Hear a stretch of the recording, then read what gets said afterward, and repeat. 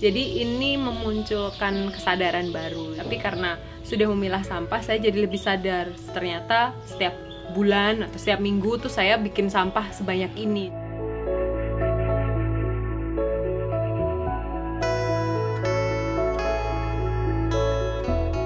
Kita itu mengedukasi user untuk memilah sampahnya bersih, kering, dan masuk ke rapel itu dalam kondisi yang bersih dan kering. Dan kita mengedukasinya yang kedua adalah kalau kamu mau memilah dengan benar, bersih dan kering, kamu dapat reward. Rewardnya adalah sampah itu kita beli.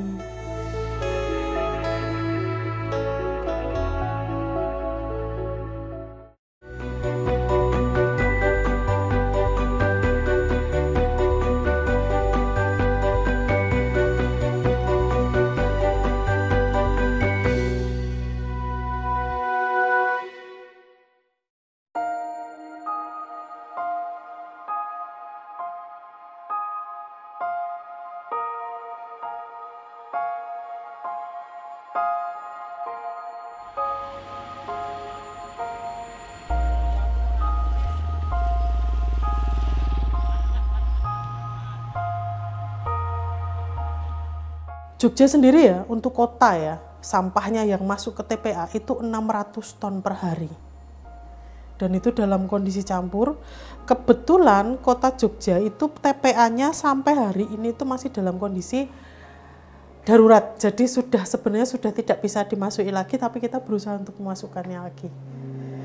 Itu yang, jadi keprihatinan kami dengan Jogja adalah pertama dari data sampahnya yang banyak sekali, kedua mahasiswa kita banyak ya.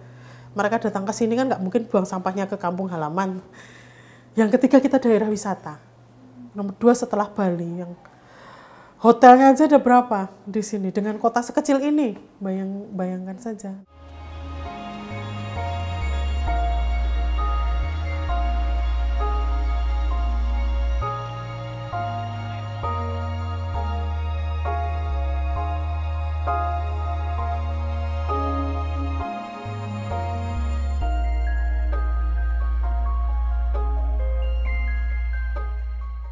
Itu yang membuat kita sedih ya. Kita udah Jogja itu yang secara ini pemerintahnya cukup giat mengedukasi masyarakat dan banyak juga yang sudah mulai memilah dari rumah.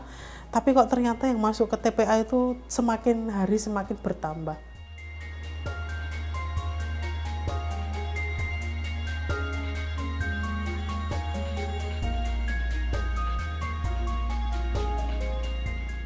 Prinsip not in my backyard itu nggak akan hilang. Orang Indonesia kan lebih ke situ ya, yang penting yang nggak punya duit dibuang ke laut, dibuang ke sungai, dibakar. Ini kalau yang punya duit, asal ada tukang gerobak datang, bayar. Itu yang sebenarnya kami tuh pengen mengedukasi mereka bahwa kamu tanggung jawab lah sama sampahmu. Itu yang membedakan mungkin dengan teman-teman yang lain.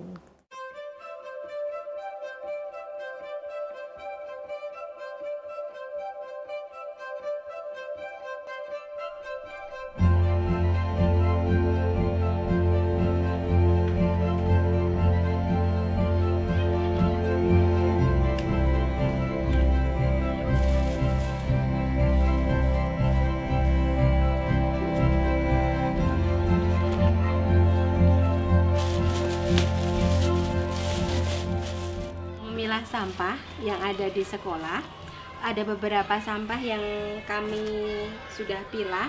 Yang pertama ada sampah kardus, kemudian nanti ada sampah kertas, ada sampah dari botol dan plastik, yang ada plastik putih sama plastik warna, begitu.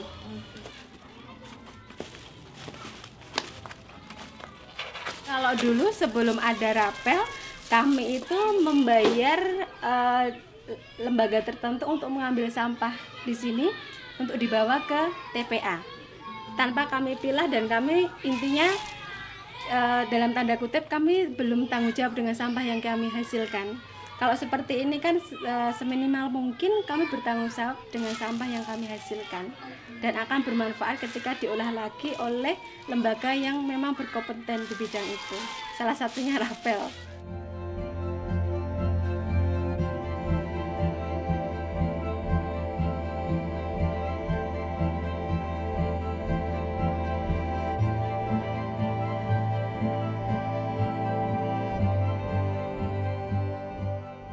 Pertama kami ketika upload itu sampah kami belum kami pilah karena kami tidak tahu spesifikasinya kertas itu yang harus apa, kemudian botol itu bagaimana. Tetapi ketika pertama kami upload di Rapel, dari Rapel sudah memberikan edukasi kepada kami, gitu Mbak.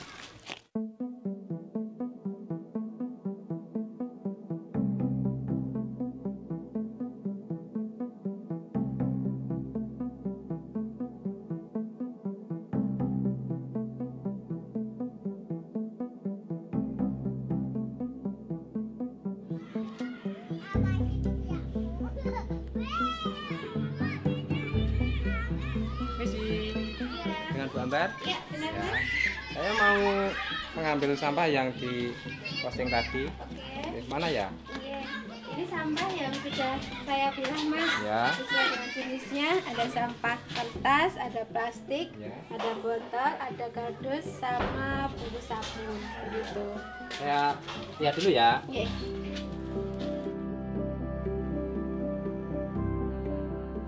Ini Bu, ini kan kalau arsip tuh biasanya kan ini kalau bersih sama ada tuh apa ya, ini kan double, harganya kan beda. Iya. Kalau bersih itu nggak ada kayak gini, harganya lebih lumayan tambah. Mending dibersihin aja dulu, nanti kan itu pendapatannya kan tambah. Kalau kayak gini kan eman-eman itu Ini saya timbang dulu ya. Nah, ini 5,9.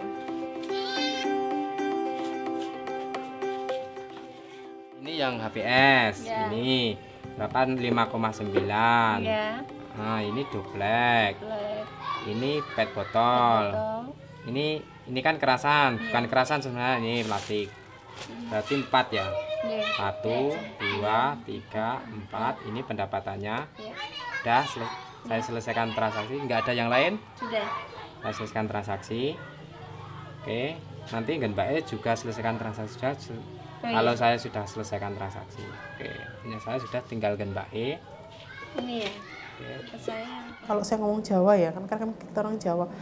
Aku wis ngumpul dicemplungke meneh, dicampur gitu. Saya sudah ngumpulin, saya sudah pilah-pilah, dicampur lagi sama Pak gerobaknya. Nah, terus triggernya adalah ya terus ide.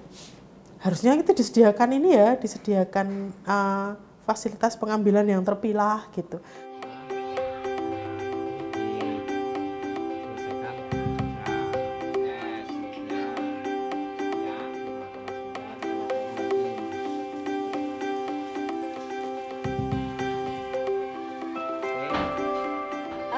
Jelas harga yang bisa kami dapatkan. Kalau mungkin selama ini langsung ke pengumpul sampah, semua sampah jadi satu ditimbang tanpa kami tahu edukasinya. Tapi kalau dari Rapel, kami juga diedukasi, Mbak.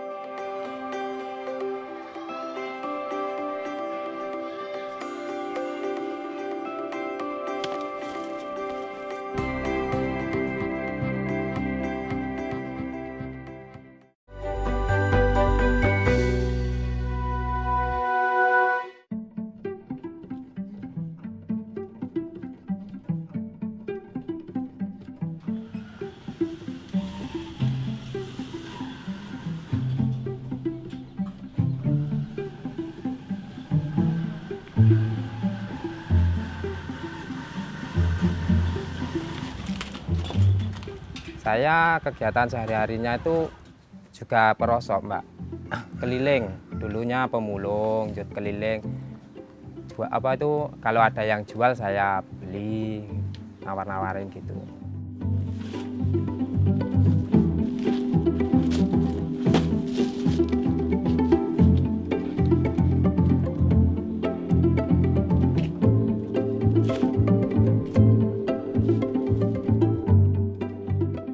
setelah gabung di Rapel saya mentalnya agak menambah, jadi kesana kesini juga berani. Jadi dari Rapel itu saya punya dibawahi mental sama belajar berdagang.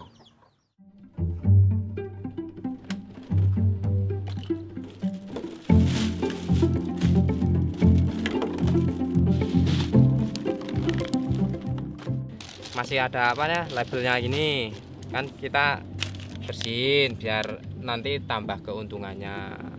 Jadi kan kita langsung penjualan ke pencacah, jadi kita pencacah sana, pencacah langsung ke jadi bahan.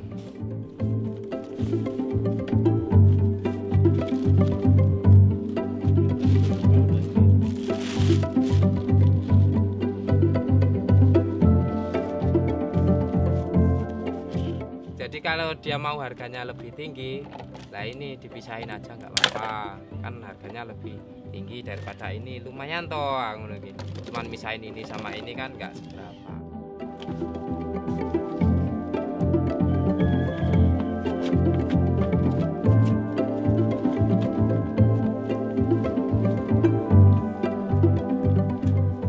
Iya, karena kita fokusnya di edukasi ya sebenarnya, fokusnya adalah di mendigitalisasi pengelolaan sampah. Nah, itu memulainya lebih mudah dari masyarakat yang sudah teredukasi dan sudah tertarik. Sejak April 2019, jadi kita sebenarnya kalau idenya itu sudah dari 2018, 2017 itu udah ada ide, tapi belum nemu kliknya kalau itu aplikasi.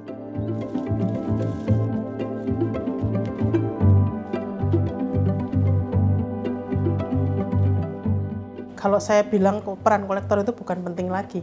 Mereka adalah pahlawan lingkungan kita, karena kolektor lah yang sebenarnya menjadi ujung tombaknya Rapel kan. Kolektor sebenarnya ujung tombaknya Rapel. Jadi selama ini itu kan sebenarnya jadi pahlawan lingkungan itu siapa? Justru teman-teman yang mau bergelut di sampah itu yang menurut kami adalah pahlawan lingkungan, terutama sampah.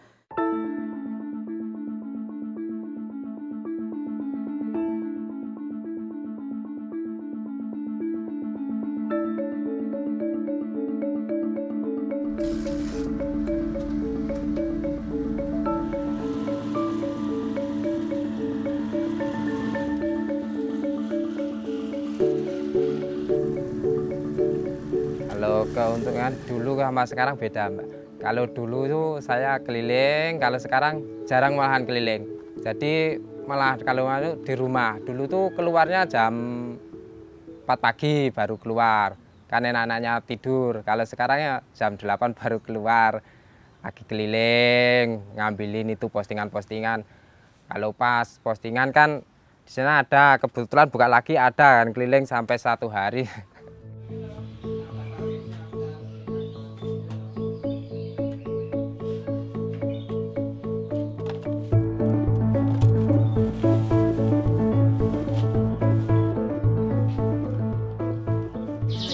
Ini saya sedang memilah sampah-sampah yang sudah dikumpulkan, jadi semua dalam keadaan bersih dan kering. Jadi kalau misalnya karton susu gini paling dibilas aja terus dikeringkan.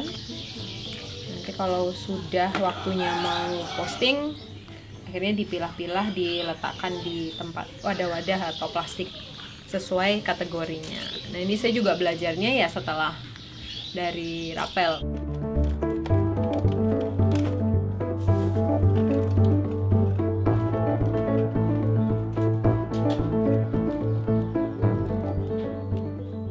Jadi ini memunculkan kesadaran baru. Jadi bukan kemudian jadi happy atau merasa jadi pahlawan sudah memilah sampah gitu ya, sama sekali enggak. Tapi karena sudah memilah sampah, saya jadi lebih sadar. Ternyata setiap bulan atau setiap minggu tuh saya bikin sampah sebanyak ini. Jadi lebih sadar, segini ya sampah yang aku bikin gitu. Saya merasa Rapel cukup kredibel. Jadi karena dia bisa dimonitor, bisa dipantau, ada di sosmed. Kemudian yang lebih membuat saya yakin lagi, ketika ketemu dengan kolektornya, kita nggak cuman bertransaksi, tapi dari diskusi, dari ngobrol itu saya tahu kita ada di frekuensi yang sama, dengan visi dan misi yang sama, dengan semangat untuk lebih merawat bumi.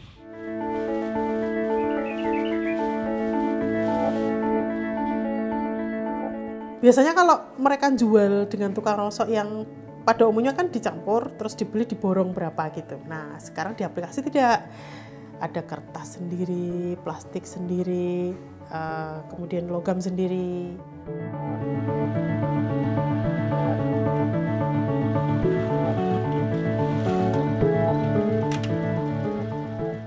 Posisi terdekat itu akan mendapatkan notifikasi. Ketika si kolektor dapat notifikasi, dia akan booking sampahnya, dia akan ambilnya dihargainya sesuai dengan pilihan yang dilakukan oleh masyarakat, oleh user. Selamat siang. Iya. Dengan Bu Deti. Iya. Ya, kolektor rapel. Nama saya Pak Tardi. Ya kalau sekarang tuh 3 atau 2 itu rata-rata Mbak. Tapi sering satu hari dapat 7 user. Jadi pas sana kok yang sana ada nggak tahu, saat hari sampai rumah, wah udah jauh dari rumah. Biasanya gitu. Ini mau dipisah atau dicampur?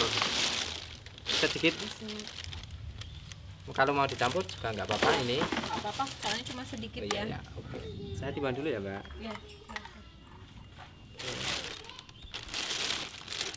Mengundang rapel sudah berapa kali Mbak? Berapa ya?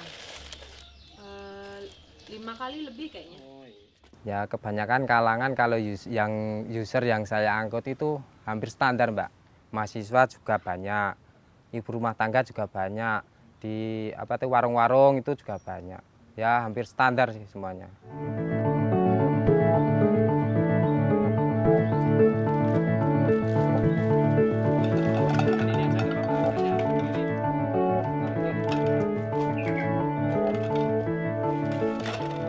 Jika gini Mbak, kalau Mbak emang harganya lebih tinggi, di sini aja ini dipilah, yang ini jenisnya ini nanti ini harganya lebih tinggi, yang ini murah kan Mbak bisa nanti kalau sekian harga Mbaknya nggak dapat banyak, malah sedikit gitu kan sering nggak. Oh iya Mas, nanti saya pisah lah, kedua hari berikutnya saya suruh ngambil lagi, ternyata ya 70% 80% sudah dipilah.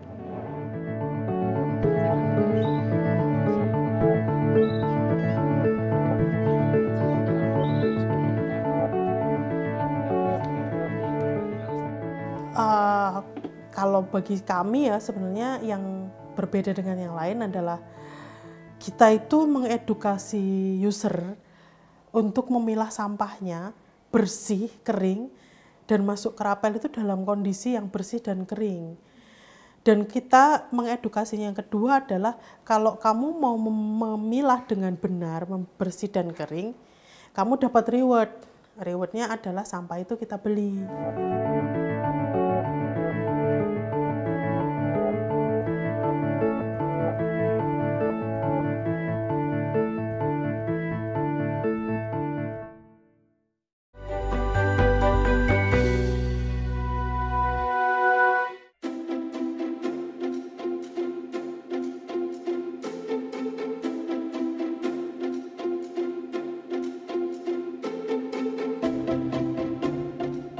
Nah, ini kadang-kadang orang salah persepsi ya.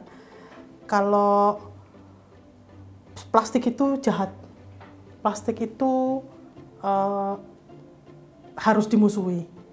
Kami sebenarnya di sini pengen meluruskan bahwa yang jahat itu bukan plastiknya loh. Plastik itu benda mati. Yang jahat itu adalah orang yang pakai plastik. Nah, ini yang harus orang yang pakai plastik harus bijak. Nah, plastik itu bisa didaur ulang kok. Toh kaos kita ini juga banyak yang dari daur ulang plastik. PET yang dari botol itu dia jadi serat jadi nilon.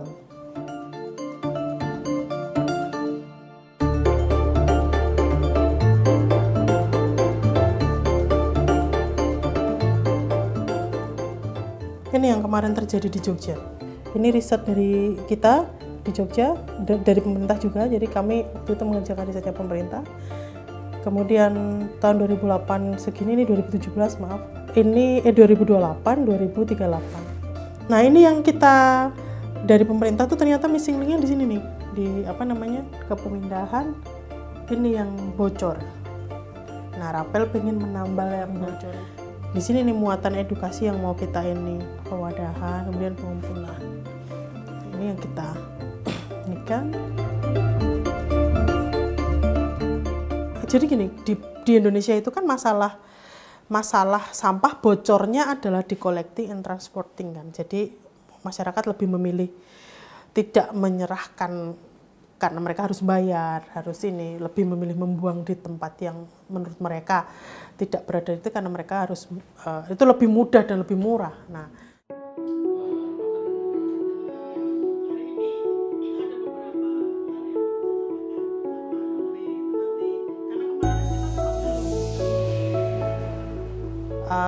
ada beberapa sampah yang tidak semua perongsok pengepul mau. Nah, itu yang kita track semua. Nah, sekarang kita menggudang itu fungsinya sebenarnya adalah untuk nge-track bahwa semua sampah itu terrecycle dengan benar di pabrik yang benar.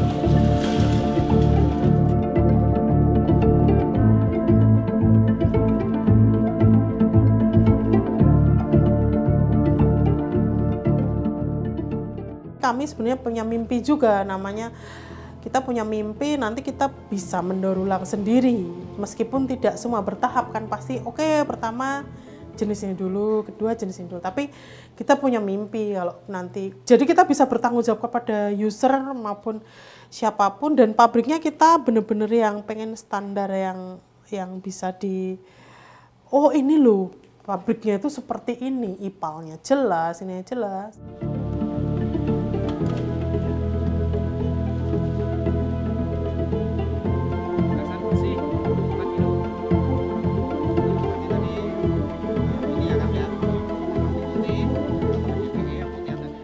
Harapan saya kalau di Rapel mungkin semua untuk masyarakat bisa mengerti cara memilah sampah yang bisa daur ulang dan yang tidak bisa didaur ulang, agar kita kan bisa mengurangi limbah yang di sana pusat pembuangan.